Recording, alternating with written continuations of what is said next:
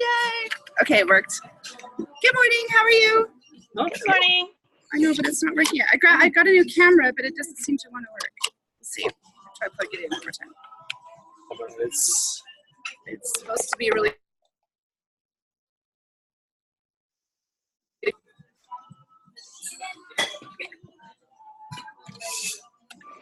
Can you hear me now?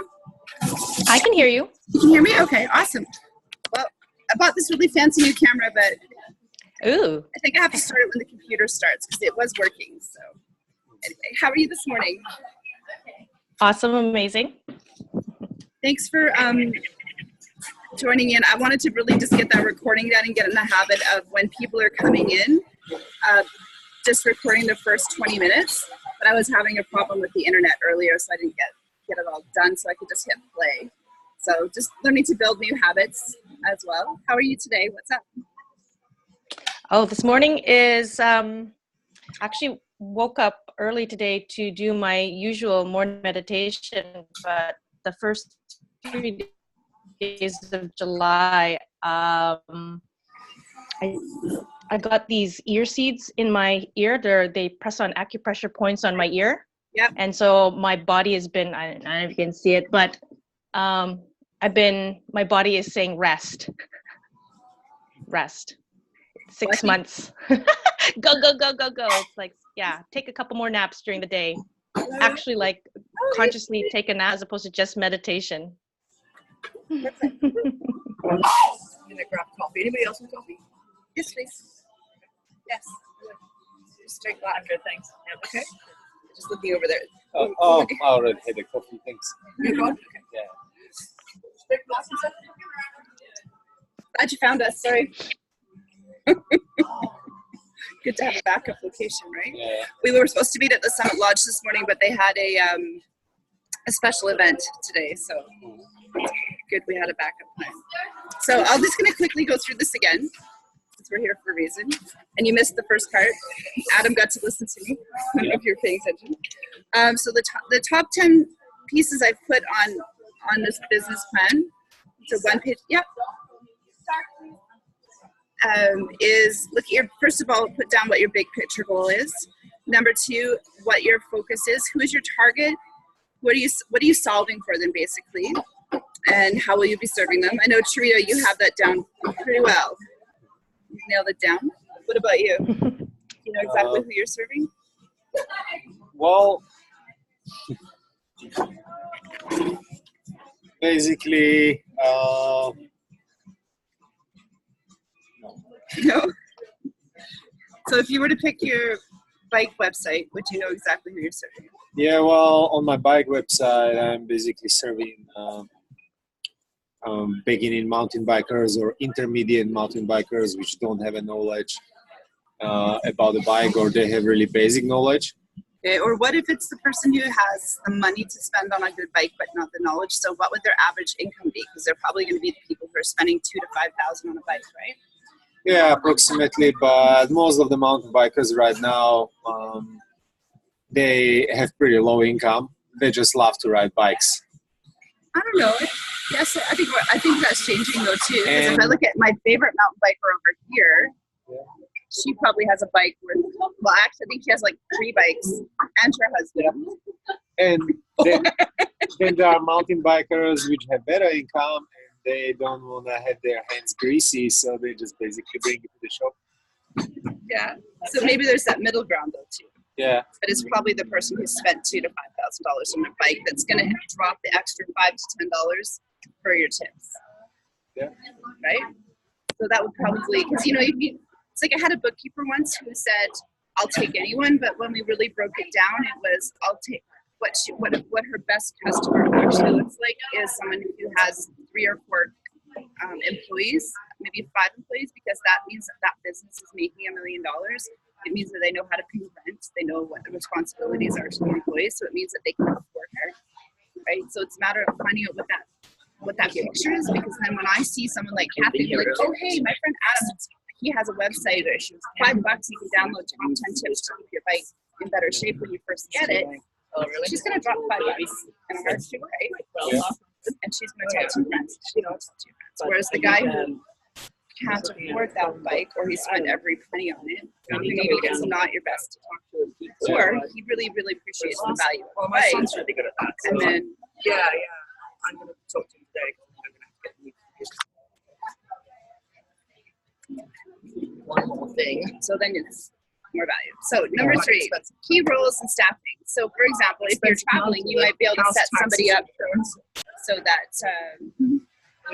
when you go away, then you've got someone to maybe just check your email. So it's like you're going to go off the grid, Sharito. If you're going to be scuba diving somewhere, maybe you have just a key person that's able to pick up your emails.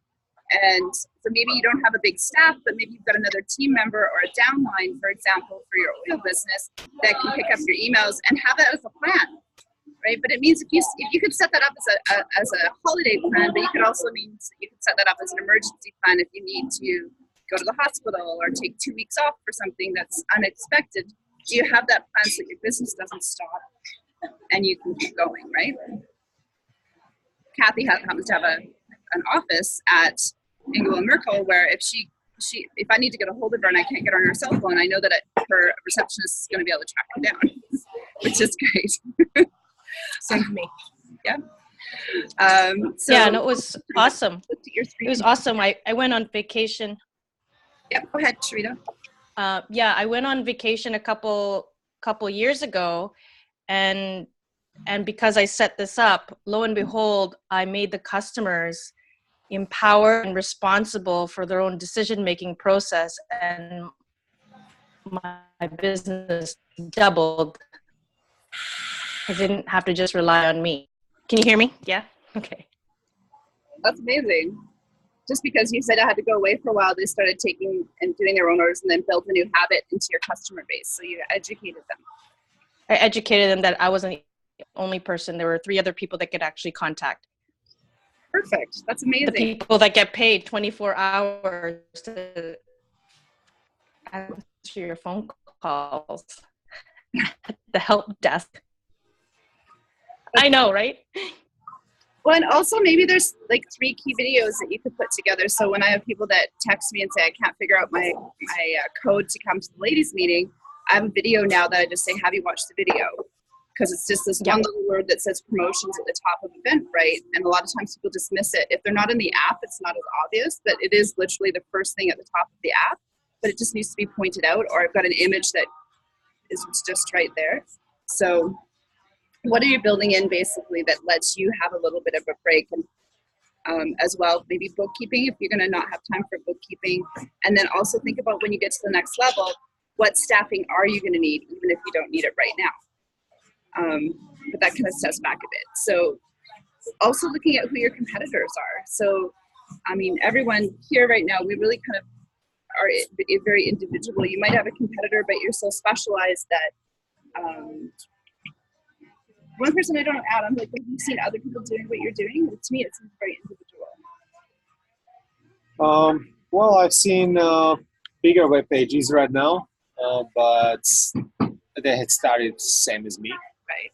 Yeah. So they had started making some videos, and then they grow up, and now they have like hundreds of videos, like GMB and and sponsorship. Yeah, and sponsorship, and they are making the reviews on a Eurobike, and they are testing bikes. Yeah, but I don't know guys which are in a very beginning state like me yet. Mm-hmm. And so why are you different then? Well, basically, I'm trying to really simplify the stuff, and I also trying to make it in a written form. The other guys have many videos, stuff like that. Yeah. But are you making videos yourself? I will start. Okay. So now I'm fighting with 2 web pages, but you also have the experience with the electric bike as well, which if you want to set you apart, you can answer questions with more detail maybe than other people. Possibly. And you've got international experience, so you might know of more brands than other people. Yeah, well, being different is basically all about all your skill sets when you just link it together. I don't think that somebody can be same as the other, because everybody have a different knowledge which they have collected during their life. So nobody cannot copy me. Good. So, Well, I will just say to that, to add to that, and I have two children.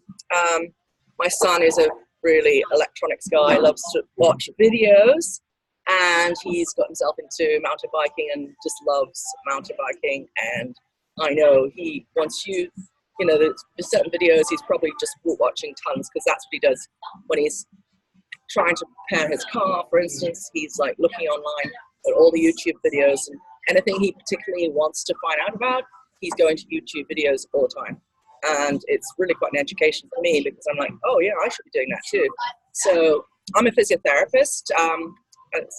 Is it Shakira? Tarita.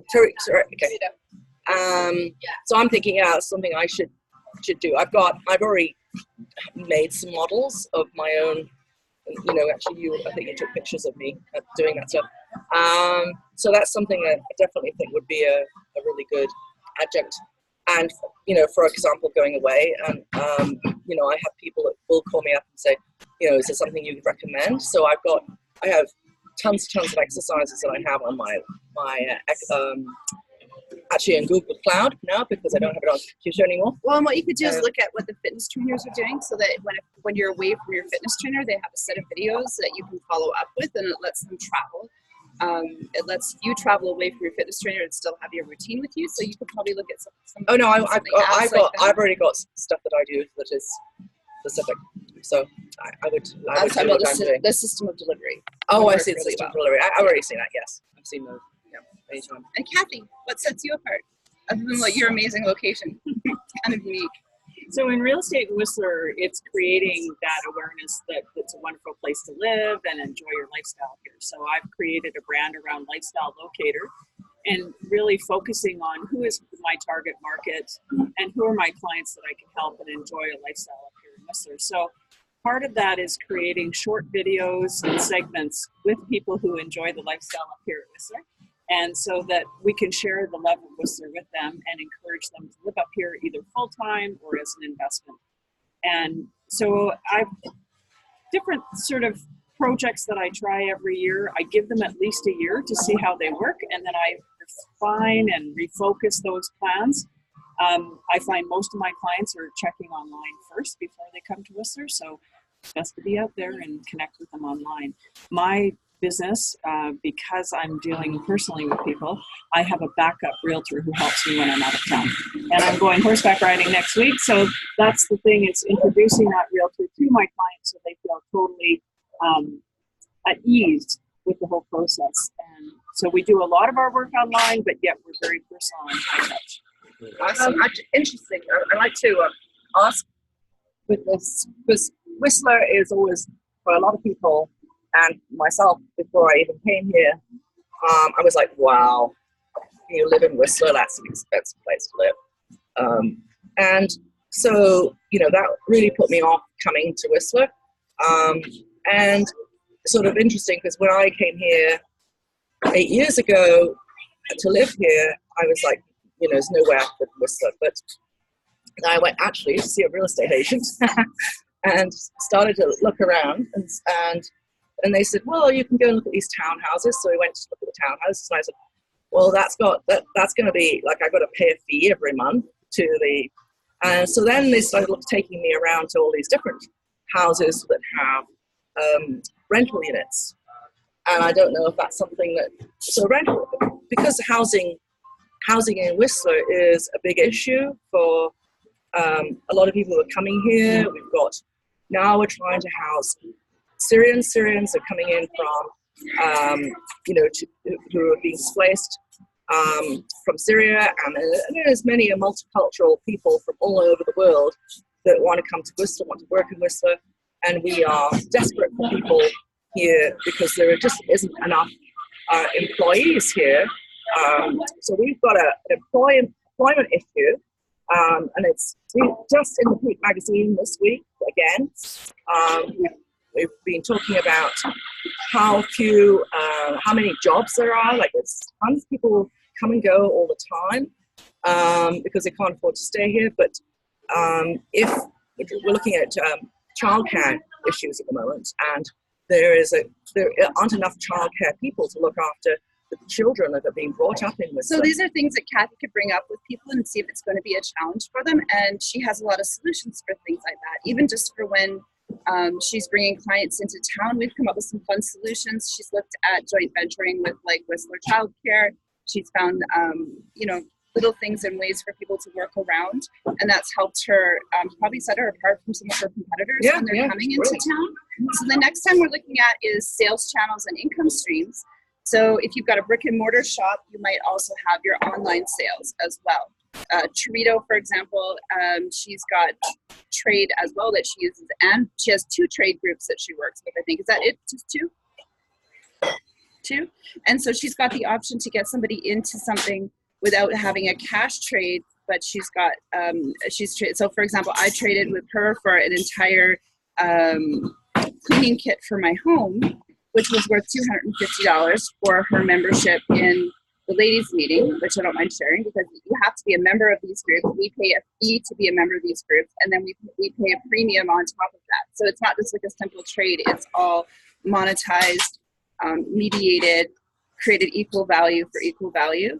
And I got to try these products that now I can keep using because it got them into my home. I now have a large house, so I'd had more stuff to clean than I ever did before without roommates, so it's just me. So I don't mind using that higher quality product. So that's another opportunity on how are you creating different sales channels, and then how are you creating a follow-up with those sales channels as well. So that's something that you're going to put on your one-page business plan. And again, pricing policy as well. So in the video I recorded earlier for this segment on the one-page business plan, I used the example of the lady who my daughter's going to go work with. She's doing her early childhood education, and she has to do a 600-hour practicum. Now, that woman owns a very large child care center, and so for Hannah to go work for her, she's going to have to put her kids in daycare, or she was hoping they would get into the child care center. But this woman who owns it has a very large family, so she's had to put a very strict policy in place that nobody jumps the queue, nobody gets a special deal, because it just wouldn't be fair to anybody else because the family's so large. So she doesn't have a friends and family policy, whereas maybe in your business you might have it. Friends and families, 10%. So you're never caught off guard in your pricing policy. So you can always put in, say it's like a maximum that you're going to sell to family per month. You may have, especially if it's a retail product, if you're not making your retail profit on that product, then there's no point in being in business. If you're not making your $5,000 to $10,000 a month and paying rent, you have a side gig. So you really need to look at whether or not you're making money. Number 7, we're going to go to SWOT analysis, which is your strengths, weakness, opportunities, and threats. So you're going to walk through that. And one of the greatest things to do is do that with another group of people. Invite a bunch of people over for coffee. Chorito has events all the time, and she could ask 10 people to come early and to say, I want to do a quick SWOT analysis on my business. I'd love to get your feedback. People pay big money and pay big research firms to do that, to get that feedback. So you're wasting less time and you're moving your business forward faster. Or maybe you're part of a mastermind group or somewhere where you're going to get really true feedback on what you're doing, because you might make a huge leap because of one person's idea or something that one person in your group has seen before or done before. So you're spinning your wheels less and you're making more profit faster, which means you can get to your end goals quicker. And the next one is marketing online, offline. So, Kathy, how many websites do you have? So your online marketing? For online marketing, I run about 3 websites, one under my name because it's easy to find, and then lifestylelocator.ca, and then I have an Engel and Volkers Whistler website through our corporation. So, online marketing is certainly, I try to keep it to the power of 3s. So, but some people will say have 10 websites out there. So I've registered a bunch of websites just in case I want to go down that path. But for now, focusing on 3 strong websites and then building off of that. And then going to online again, Chorito, could you speak to Google reviews and some of the online marketing that you're doing? Because I think it's unusual that someone in your business, she sells Young Living oils. She's really found her online business really successful and found some great ways to do it.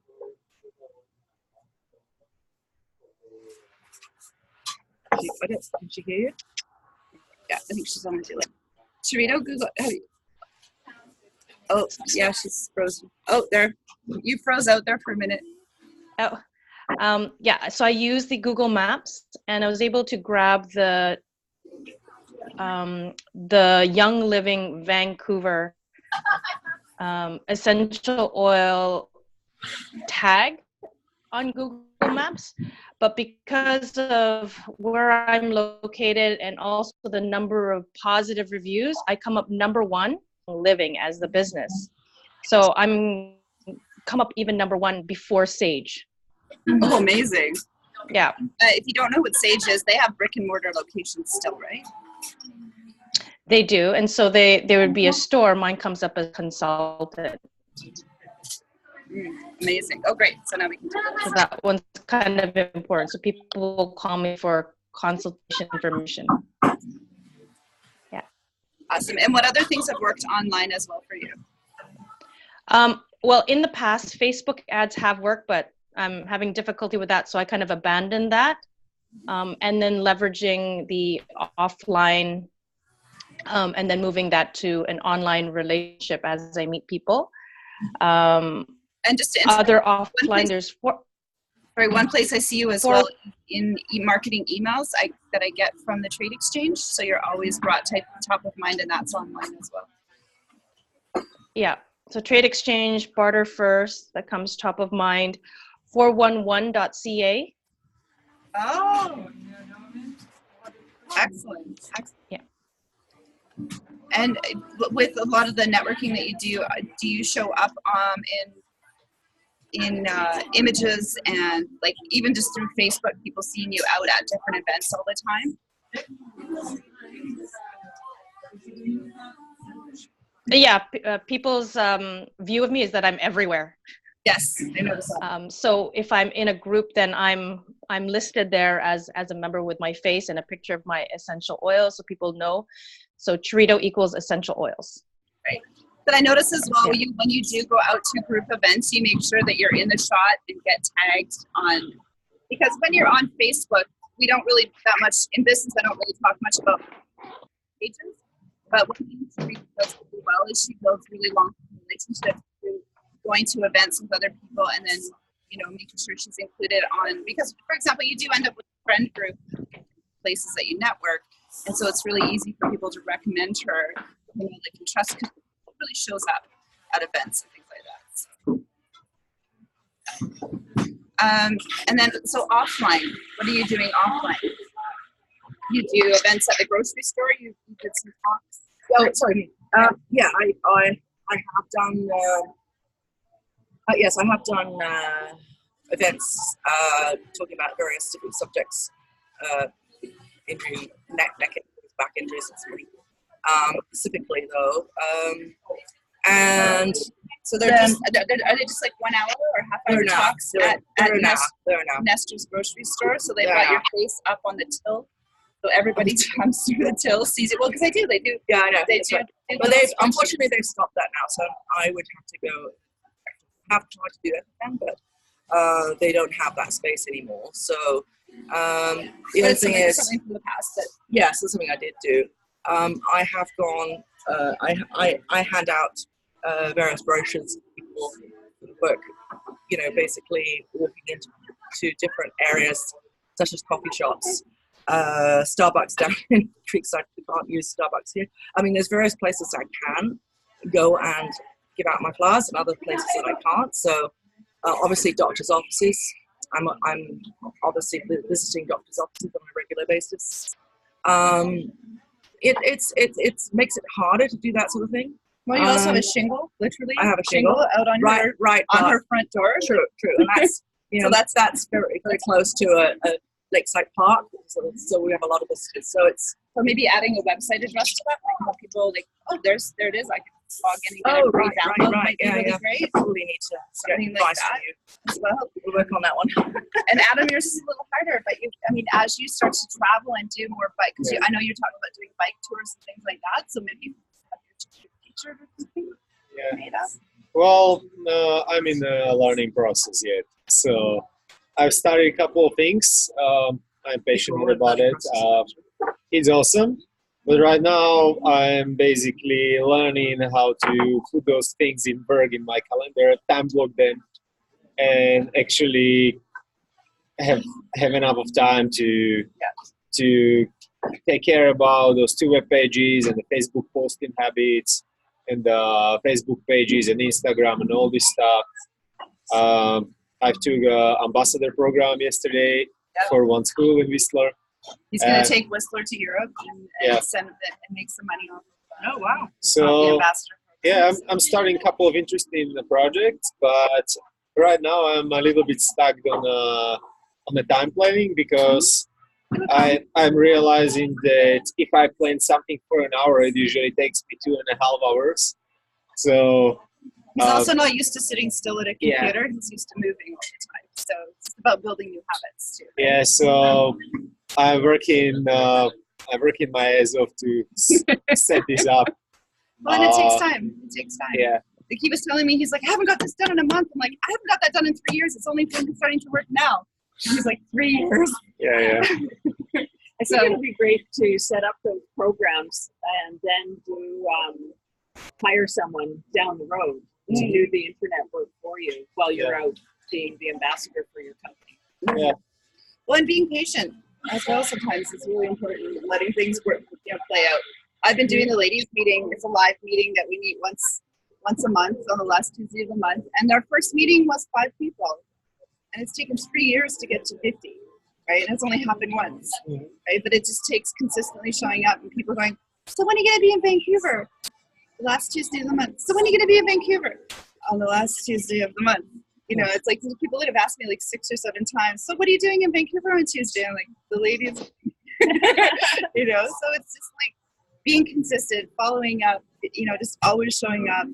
Even Kathy, sometimes she's like, so where are you? You going to work from home? Like, nope, I got me shop already. And, you know, I worked till 10:30, 11. I was at the gym till 11 o'clock working last night, right? So it's just like, can you be consistent and show the people that you're going to show up all the time? And that's not to say that I'm not going to do it from home once in a while. There will be those days, or I'm going to do it from Kamloops or wherever I'm at on holidays. So horseback riding sounds amazing. That's going to have to maybe go on my to-do list. So, okay, back to this. So budget for both of those. So I'm on number 8 of our marketing page here. We're almost at 8:30, so I'm going to try and finish a little earlier today because we usually go over. So making sure you've got an idea of what those costs are. So when Adam was setting up his website, you know, he looked at what the costs are. He's also looking at just budgeting your time and putting a dollar value on your time that you're spending on that. And then you got to look at, okay, well, if I'm doing a physio session, I'm making this much money, but I only have to spend $20 an hour to hire someone else too, or 50, even if it's $50 an hour. It's what are you doing to build your business and what are you doing to, you know, grow your mailing list. And a mailing list isn't something that I've, you know, you're in Whistler, you can wait up at the window with strangers. You know? Building your mailing list is something that when we get to number 10, your exit plan is going to actually have a lot of value. If you've got a mailing list that you can show is active. So for example, last night I sent out I have a list of all the concierge desks in Whistler of the major hotels, and I send it out and I can watch how many of those get open. There's only 24 people on that list, but that's a valuable list. Right? What do you do for the concierge? We have climb and dines at Whistler Core. So we have climb and dines, so you can drop your kids 5 and up over for dinner for 3 hours, and you can go to Araxes or any of the major restaurants or any of the restaurants, or you can go sit at the park for 3 hours without your kids, and we'll take care of them and feed them and that. So making sure the concierges know when the parents go, what can I do with my kids? They can send them to us, right? So it's fun too. The kids get a new skill, but the parents get some time to themselves. It works out really well. So then I have to incorporate, if I'm going to have a big list, MailChimp is free for those 24 people, but if I go over 1,000, then I need to put in a budget for that, right? And then I'm using it for a CRM. If I use Zoho Invoice, it costs me $12 a month. Dropbox costs me $12 a month. MailChimp costs me $12 a month. You know, all of that eventually adds up. And for the last 2 years, I've been using my job to pay for those. Now the business pays for it. So yeah, making sure that your financial plan really works, that you put in your numbers for your startup costs. So maybe you've had to go take a course. Maybe you've had to hire someone to do your logo to start up. And those are all part of your financial plan that you need to crunch those numbers to show a profit at the end, and then put down what that milestone is that you can know that you're a success or a failure. You know, just to share with you on that, the exit strategy is having that Your plan. volume's up. Oh, maybe that's okay. Yeah, so just as far as an exit strategy goes, is mentoring someone in your industry to revitalize and enhance your business model before you plan to retire and transfer that business over to the next person. And it's sort of leaving a legacy of your industry so that people know that you've trained that person or persons to take over your business model and help your clients in a very successful way. So the idea is that you can either sell your database or just transfer it over for a referral fee in the future, and the clients know that they're being managed basically into a more proactive exit strategy. I see far too many realtors just leave the business, and their clients are going, what's going on? You know, and they feel like realty orphans. So the goal is to make sure that they feel totally at ease with the process. Mm-hmm. So do you find, you know, somebody buys a house and then stays with the house for a little bit, and then they actually leave the house, so they want to come back to you again? Is that what happens? Yeah. It's a 5-year cycle usually? It's usually 5 to 7 years, and depends. In Whistler, it can be a bit shorter because people's lifestyle changes. And real estate is about relationship and assistance and being there, and often it's one of the biggest transactions of their life, and it's a capital investment. So it's very important that they feel that they can go back to that same realtor and work with them. So 5 to 7 years. 5 to 7 years. Wow. And that's where having that CRM and having it in a calendar, especially for realtors, is so important. And sending out a card every once in a while, and that Christmas card makes such a difference because it is such a long cycle. Whereas someone who has bought soap or a retail product is more like use that up quicker, so you want to do. So you really need to look at what that turnover is. But going back to milestones that mark success, Kathy, what would be a milestone for you that marks success? Well, it can be small. Several. So I think for me, every time I do a realty transaction, that's kind of a milestone success because I'm so happy to see them enjoying their property, whether it's an investment or a purchase for a long time. The other milestone is teaching realtors. That's a career milestone, so it expands my realtor network throughout the province and across Canada. So I connect with other like-minded realtors doing a business model, and we often refer clients to each other. So those are my kind of business milestones, is repeat and referral business and networking with everybody and enjoying life in the community, but also having a very proactive client management system, because as you know, in real estate, like many long-term businesses, you have to have that consistent follow-up to the appropriate level that the customer or client wants. Mm-hmm. And Sharito, I think it's a big challenge. What do you consider? Because I know you've already hit so many levels of success that, just from what you told me last week, I think it must be even a bigger challenge to know what those milestones are that keep you going, instead of it just being like long term. Is it like how many holidays you can go on because you're doing so well in your business? Is it a dollar point? Is it your customers reordering on their own, so it's a self-sustaining business? Like, what's your milestone for your success milestones?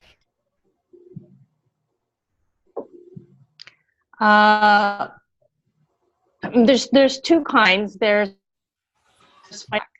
so if someone, I actually got feedback last week. A client called me after 2 months. I hadn't heard from him, and usually I hear from him every single month. And I kind of felt embarrassed actually because he was almost saying like, "Hey, did you forget about me?"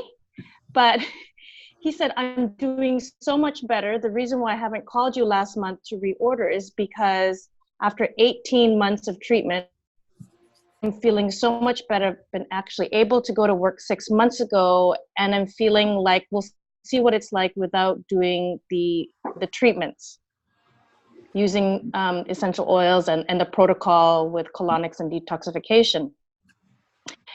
And so for me, the fact that he hasn't had to use the products for 2 months, and he's actually made his life so much better that he's able to go back to work after being off of work for 2 years prior, is amazing. So that's huge testimonial that these products do work.